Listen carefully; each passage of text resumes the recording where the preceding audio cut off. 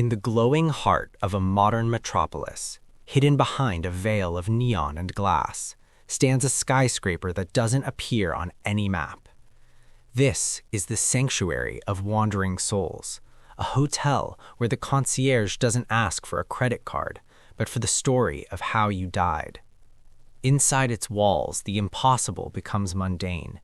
A woman who spent her life in poverty enjoys a banquet that never ends. A mountain climber who perished in a blizzard sits forever by a roaring hearth. And a scholar who died with her work unfinished finds an infinite library to complete her research. This bridge between worlds is managed by Arin, a woman whose beauty has remained unchanged for over 13 centuries. Long ago, Arin was a rebel leader who led a bloody massacre against a royal city. As punishment for her rage, an ancient goddess bound Arin's soul to a withered gray tree in the hotel's courtyard. She cannot die and she cannot leave. She is simply the keeper of the dead, waiting for a redemption she believes will never come. The gears of fate began to turn 20 years ago when a petty thief, fleeing from the police, fell into a coma. His spirit wandered into the hotel's forbidden garden, where he saw a single glowing flower on Arin's ancient tree. Thinking of his young son's birthday, he plucked it, not knowing he was stealing the life force of a deity. Arin caught him and offered a terrifying choice. "I will let you live and give you a fortune, but in 20 years your son belongs to me." Desperate, the man agreed. He spent the next 2 decades trying to outrun the debt, moving his son, Kale, across the globe. But on the very day the contract matured, the man passed away, leaving Kale with a Harvard degree, a mysterious inheritance, and an invitation to a hotel that shouldn't exist.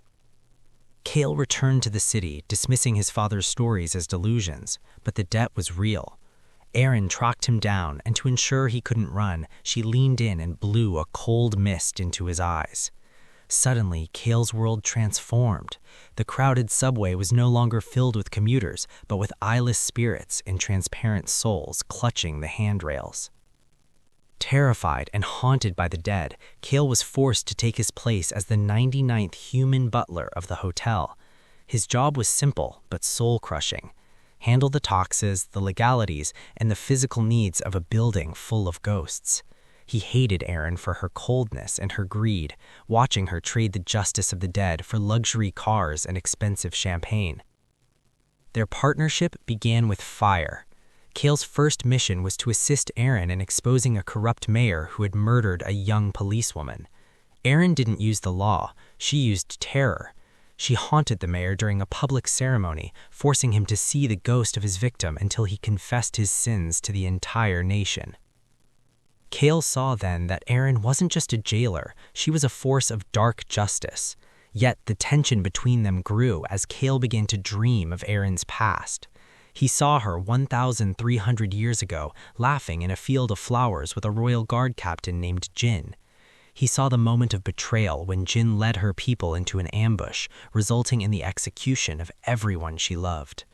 Kale began to fear that he was the reincarnation of the man she hated most, the reason she was trapped in this eternal prison.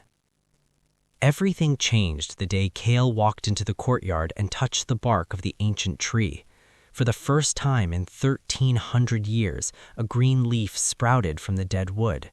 The hotel staff panicked, knowing that if the tree bloomed, Arin's time would restart, the hotel would vanish, and they would all be forced to cross into the afterlife.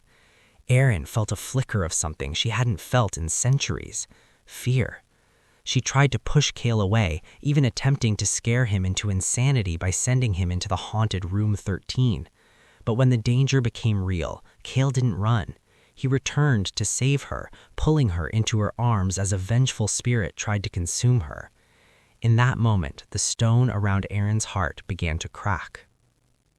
The peace of the hotel was shattered by the arrival of a woman named Mira, Kale's former girlfriend. The moment Arin saw her, her eyes burned with a murderous light.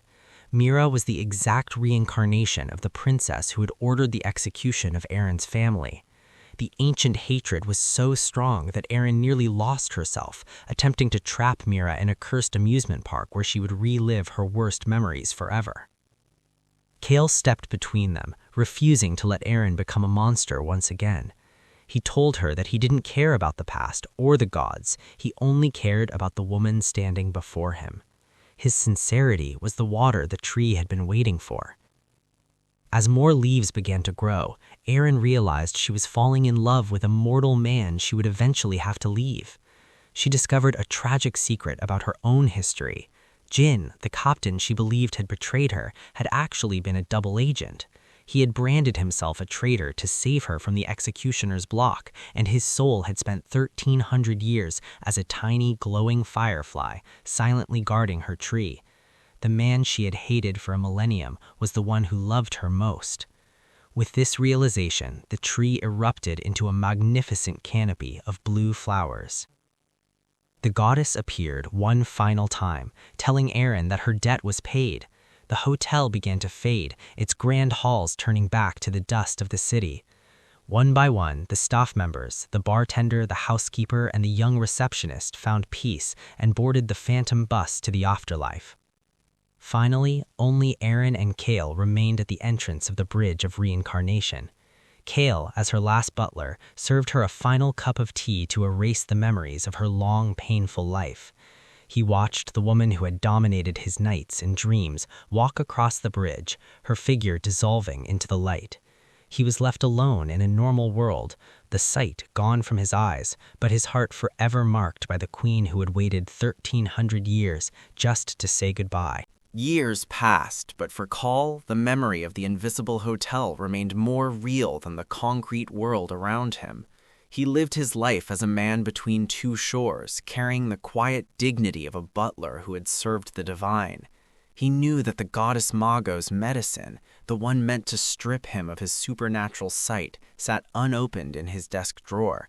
He chose to keep the burden of seeing, hoping that one day, among the sea of faceless commuters, he would catch a glimpse of a blue glowing soul that felt familiar.